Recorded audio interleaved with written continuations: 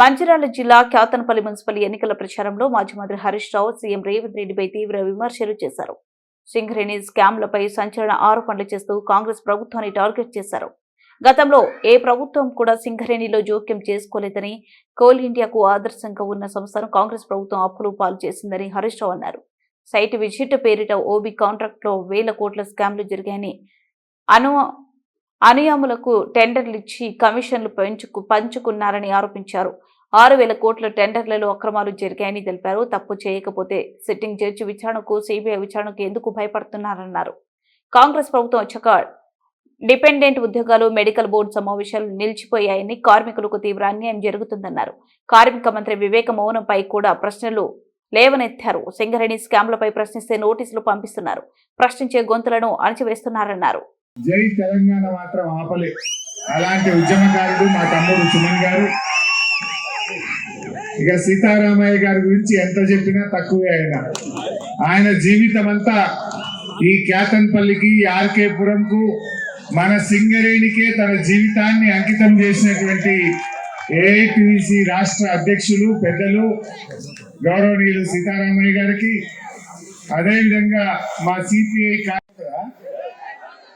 విమానం దినం ప్రమాణం చేసి ఓట్లు పెట్టుకోండి అంటారట. దయచేసి గా పని చేయొద్దు. ఇక తప్పదనుకుంటే మన పైసలే కదా, మన సింగరేణిని ముంచి మన సింగరేణిని కొట్టి సంపాదించిన పైసలే అవి. ఓట్లు పెట్టుకునేదంటే దేవునికి ముందే అనుకోండి మనసులా, ఇది ఉత్తుత్త కొట్టే దేవుడా ఏమనుకోకండి. ముందే దేవునికి చెప్పి బరాబర్ తీసుకోండి. ఎక్కడ గుద్దాలనో అక్కడ కారుకు, కంకి కొడవలకి గుద్దుడు. ఎందుకంటే ఇది మన భవిష్యత్, ఇది తెలంగాణ భవిష్యత్, ఇది సింగరేణి భవిష్యత్. ఇవాళ ఎన్నడూ కూడా సీతారామయ్య గారికి బాగా తెలుసు, నాకంటే కూడా వయసులో పెద్దవాడు, జీవితం అంతా అంకితం చేసిన వ్యక్తి. గతంలో ఏ ప్రభుత్వం కూడా సింగరేణిలో ఏలు పెట్టకపోవు. అది ఒక అటానమస్ సంస్థగా, స్వయం ప్రతిపత్తి కలిగిన సంస్థగా సింగరేణిలో ఒక ఉత్తమ విధానాలు ఉండేవి. సింగరేణి కోల్ ఇండియాకు ఆదర్శంగా ఉండేది. సింగరేణి వెస్టర్న్ కోల్డ్ ఫీల్డ్స్ కు ఆదర్శంగా ఉండేది.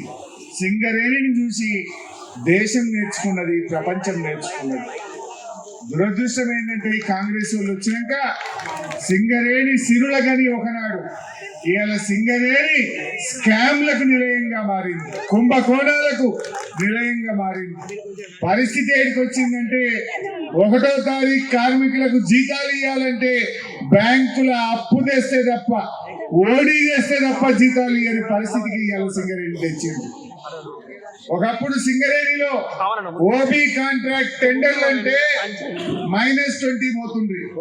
ఎక్కడెక్కడో గుజరాత్ వాడు, మహారాష్ట్ర వాడు, వివిధ రాష్ట్రాలలో పోటీ పడి -15, -20 టెండర్లు ఎదురు.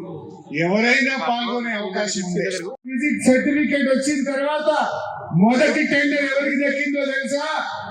రేవంత్ రెడ్డి బామ్మర్ది సృజన్ రెడ్డికే మొదటి టెండర్ దక్కింది. 600 కోట్ల టెండర్ దక్కింది. ఈ రకంగా 6000 కోట్ల రూపాయల టెండర్లు దక్కించుకున్నారు. పోయే సొమ్మెవరిది? మా కార్మికులది. మా కార్మికుల చెమట, మా కార్మికుల రక్త మాంసాన్ని రేవంత్ రెడ్డి పీల్చుక తింటున్నారు. ఇంకా ఘోరం ఏంటంటే బీఆర్ఎస్ టైంలో కొన్ని ఓబీ వర్క్స్ టెండర్ అయినాయి. అది -15 ఉన్నది, అది క్యాన్సిల్ చేసుకుంటున్నారు. మళ్ళీ ఇప్పుడు సైట్ విజిట్ సర్టిఫికేట్ తోని అదే గనిని, అదే కాంట్రాక్టర్ కు +10% ఇచ్చింది. ఈ విషయం నేను మాట్లాడితే నోరు మెదుపుతలేదు, అంటుంది. తప్పు చేయనోడైతే సమాధానం చెప్పాలి కదా, తప్పు చేయనోడైతే సిట్టింగ్ జడ్జితో ఎంక్వైరీకి రావాలి కదా, తప్పు చేయనోడైతే సిబిఐ ఎంక్వైరీకి రావాలి కదా. ఎందుకు వస్తలేదు? ఒక్కటి కాదు, 6000 కోట్ల టెండర్ల స్కామ్ అయింది. ఈ పక్కనే శ్రీరాంపూర్ ఓబీ టెండర్ ఓపెన్ అయింది, కానీ ఫైనాన్షియల్ బిడ్ ఓపెన్ అయితే లేదు. టెక్నికల్ బిడ్ ఓపెన్ చేసిండ్రు. 7 సార్లు ఫైనాన్షియల్ బిడ్ కు డేట్ ఇచ్చుడు, వాయిదా వేసుడు, డేట్ ఇచ్చుడు, వాయిదా వేసుడు. లెక్కలు కుదురుతలేవు. 7 సార్లు వాయిదా పట్టదా ఇక్కడ టెండర్? అంటే ఈ రకంగా అవినీతికి పాల్పడుతుంది. ఒక్కటి కాదు, అన్ని అవకతవకలే. డీజిల్ స్కామ్ చేస్తున్నారు. గిలటిన్ స్టిక్స్ కు 30% ధర పెంచి దాంట్లో స్కామ్ చేస్తున్నారు. ఇలా 9 బ్లాక్ స్కామ్ బయటపడ్డది. ఈ రకంగా అసలు సింగరేణిని ఖతం చేస్తున్నారు. బంగారు బాతులు కోసుక తినే ప్రయత్నం చేస్తున్నారు.